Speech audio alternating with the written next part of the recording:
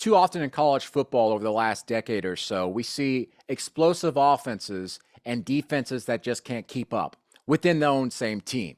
You saw a lot of Big 12 teams really get bitten by that late in the season where they were coming up short for being college football playoff eligible, for example, like in Oklahoma State. And we saw it this past year, believe it or not, in the Big 10 with Ohio State.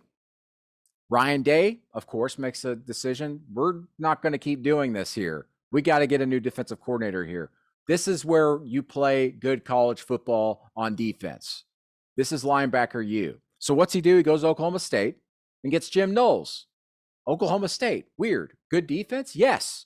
Oklahoma State had its a generational defense this past year under defensive coordinator Jim Knowles, the best in 30 plus years.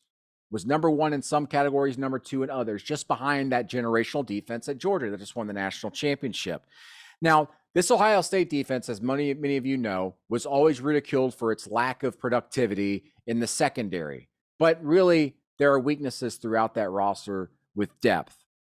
59th, I think, in total defense last season. If Jim Knowles can just get that defense up to a top 35 type defense with what they already have on offense, Ohio State will not only win the Big Ten, they'll be in the playoff and could win a national championship this upcoming season. Is Jim Knowles the answer?